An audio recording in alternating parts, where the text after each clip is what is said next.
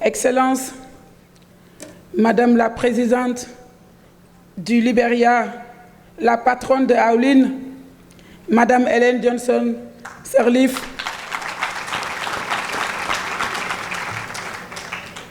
Excellences, Madame Catherine Samba Panza, l'ancienne présidente de la République centrafricaine et leader d'Aoulin, Excellences, Dr Amina Jerif Akib, ancienne présidente de l'île Maurice, Excellences, leader aussi d'Aoulin, Excellences, Mesdames les ministres présentes dans cette cérémonie, Excellences, Madame Amina Mohamed, vice-secrétaire générale de l'Organisation des Nations Unies et présidente du groupe des Nations Unies pour le développement, Excellences, Madame la vice-présidente de la Commission de l'Union africaine, Excellences, Madame l'envoyée spéciale de l'Union africaine pour les femmes, la paix et la sécurité, ma très chère Binta, Excellences, Mesdames, Messieurs les représentants du corps diplomatique, Excellences, Mesdames, Messieurs les représentants des organisations des Nations Unies, Excellences, Madame l'envoyée spéciale pour la jeunesse, honorables députés, membres du Haut Conseil des collectivités territoriales, membres du Conseil économique, social et environnemental, Monsieur le maire de la ville de Diamniadio, qui nous accueille aujourd'hui, Mesdames, Messieurs les élus, Mesdames, Messieurs les représentants des partenaires techniques et financiers, distingués représentants de la société civile, Madame la commissaire de la CEDEAO, ma très chère sœur présente dans la cérémonie, Mesdames, Messieurs les membres du secteur privé, Mesdames, Messieurs les représentants des jeunes, les représentants des chefs religieux et traditionnels, chères sœurs leaders, distingués invités, Madame la Présidente, je veux bien la distinguer, Aminata, Madame la Présidente d'un parti de l'opposition, mais également Madame l'ancienne ministre des Femmes, ancienne ministre d'État, je veux nommer Madame Aïda Mbodj,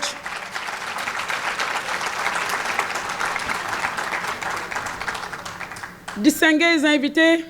chères participantes. Je voudrais tout d'abord, au nom de son Excellence le Président Macky Sall, Président de la République du Sénégal et Président en exercice de l'Union africaine, souhaiter la chaleureuse bienvenue en terre africaine du Sénégal, terre de la Teranga, à nos distingués hôtes venus des Nations Unies, venus de l'Union africaine,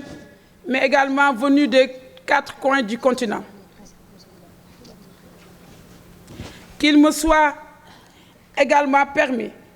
de remercier et féliciter au nom de toutes les femmes et sœurs africaines le chef de l'État, son Excellence le Président Macky Sall, pour sa décision d'accueillir à Dakar la 2e édition de la conférence de l'Union africaine sur la masculinité positive suite à l'édition inaugurale organisée par son homologue et frère de la République démocratique du Congo, le président Félix Antoine Tshisekedi. Après ce devoir d'hospitalité, j'exprime toute ma fierté de me retrouver dans cette auguste assemblée à l'occasion de la consultation des femmes leaders africaines en prélude à la 2e conférence de l'Union africaine sur la masculinité positive pour l'élimination des violences faites aux femmes et aux filles, prévue aujourd'hui, prévue demain, ici même à Diamniadio. Cette rencontre s'inscrit dans une longue marche des pionnières et femmes leaders d'Afrique qui ont constamment mené le plaidoyer auprès des dirigeants du continent pour assurer une place de choix à l'égalité des sexes et l'autonomisation des femmes dans l'agenda 2063 de l'Union africaine. Que de chemin parcouru par nos braves et infatigables pionnières. Je veux citer à titre d'exemple leur Excellence Ellen Johnson Sirleaf. Je vais citer aussi Excellence Christiane Samba Panza, mais également citer Dr Amina Djerab Fakim, dont le courage et le leadership transformateur constituent des sources d'inspiration et de motivation pour toute une génération présente et future. Je tiens alors, à travers vos illustres personnalités, rendre un vibrant hommage à toutes les pionnières, cofondatrices des Aoulines, qui ont brillamment marqué l'histoire du réseau et des femmes d'Afrique. J'adresse également mes remerciements et félicitations à la Commission de l'Union africaine, particulièrement au Bureau de l'envoyé spécial pour les femmes, la paix et la sécurité, pour son rôle décisif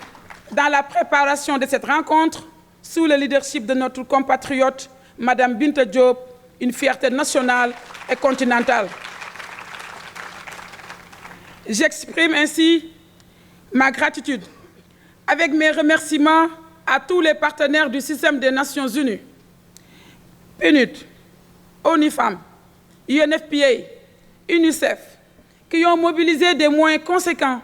pour la tenue des différentes consultations et l'organisation de la deuxième conférence sur la masculinité positive. Je tiens également, de concert avec ma sœur en charge des affaires étrangères, à adresser mes vives félicitations aux membres du Comité national d'organisation et des différentes commissions qui ont abattu un travail préparatoire titanesque dans des délais records. Excellences, Mesdames, Messieurs, distingués invités, le thème de cette consultation, c'est l'accélération des actions et la promotion de la masculinité positive pour mettre fin à la violence contre les femmes et les filles. Il nous rappelle ce thème de prime abord, la persistance de la violence contre les femmes et les filles en Afrique avec des conséquences néfastes, malgré les efforts déployés par les acteurs sous l'égide de nos États respectifs. Le thème nous interpelle aussi, et surtout, sur l'urgence d'accélérer les actions avec comme valeur ajoutée la promotion de la masculinité positive. Et il est tout heureux de constater que ce concept novateur de la masculinité positive, qui promeut l'implication des hommes dans la lutte contre la violence, contre les femmes et les filles, ait déjà trouvé un écho favorable auprès des chefs d'État et de gouvernement de l'Union africaine, qui ont déjà adopté la déclaration issue de la première conférence de Kinshasa. C'est dire que nous disposons aujourd'hui d'un cadre juridique favorable aux engagements et un élargissement du cercle des champions à la masculinité positive pour accélérer l'élimination des violences faites aux femmes et aux filles. Nous devons dès lors saisir cette opportunité majeure pour maintenir le plaidoyer au plus haut niveau, mais aussi pour assurer l'approbation communautaire de la masculinité positive par la promotion auprès des tout-petits, auprès des garçons et des hommes, par l'éducation, la sensibilisation et la formation. Excellences, distingués invités, c'est un vaste chantier pour l'éducation à la masculinité positive. Notre consultation devra permettre de partager les expériences développées à travers le continent, prenant en compte les enseignements et les bonnes pratiques tirées de nos valeurs culturelles et traditionnelles. Je ne doute point que les bonnes pratiques sénégalaises, comme l'école des maris, les programmes des centres conseils ados, seront partagés lors de ces travaux. Je voudrais alors réaffirmer ici la détermination du gouvernement du Sénégal à consolider les avancées significatives de notre pays dans les domaines de la protection et de l'autonomisation des femmes et des jeunes filles placées au cœur du plan Sénégal émergent. Dans ce cadre, plusieurs politiques sectorielles ont été mises en œuvre et des résultats probants. Certaines font l'objet même d'une évaluation en cours. Il en est ainsi l'évaluation à mi-parcours de la phase 2 de la stratégie nationale pour l'équité et l'égalité du genre et du plan d'action national multisectoriel pour l'éradication des violences basées sur le genre et la promotion des droits humains 2017-2021. C'est en attendant les résultats de ces évaluations que le gouvernement poursuit sans relâche sa détermination à assurer davantage la protection et la promotion de l'autonomisation des femmes et des filles à travers notamment la mise en œuvre de la stratégie nationale pour l'élimination des mutilations génitales féminines, assortie d'un plan d'action 2022-2026. Et aussi à travers la vulgarisation de la loi 2020-05 du 10 janvier 2020 portant criminalisation du viol et de la pédophilie suite à la traduction des 14 langues nationales. Mais mieux, en me référant aux autres instructions du chef de l'État, le président Macky Sall, portant sur l'intensification de la lutte contre les violences faites aux femmes et aux filles, j'ai engagé des actions urgentes dans mon département. Il s'agit notamment du déploiement d'un centre d'appel d'urgence de prise en charge des femmes et des filles et des enfants en situation en détresse, et donc des enfants en situation de détresse, à partir d'un numéro vert qui vous sera communiqué. Il s'agit de la ligne 116. Mais aussi le lancement de la campagne nationale de lutte contre les violences, campagne Nadak Boumoudal, c'est un terme wolof qui signifie la peur va changer de camp.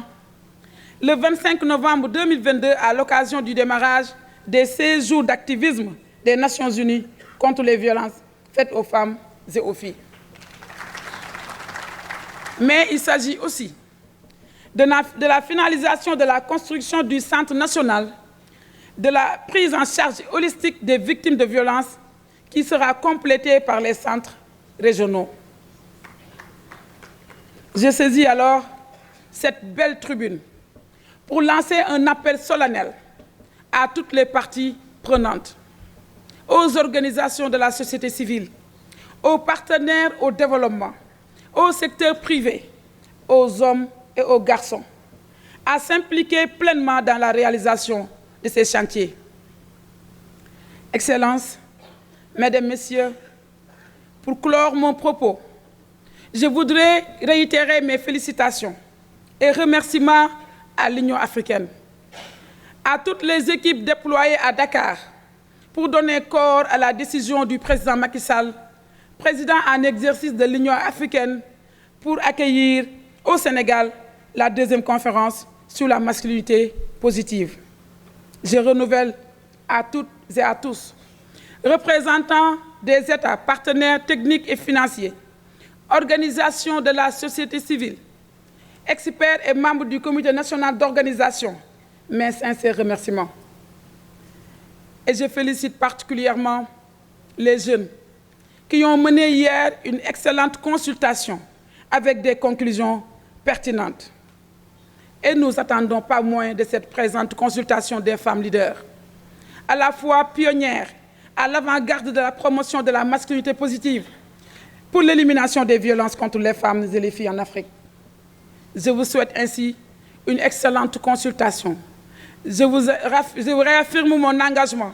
avec toutes mes collègues du gouvernement et mes sœurs sénégalaises à faire bloc avec vous pour porter les recommandations à l'endroit des chefs d'État et du gouvernement. Je vous remercie de votre attention.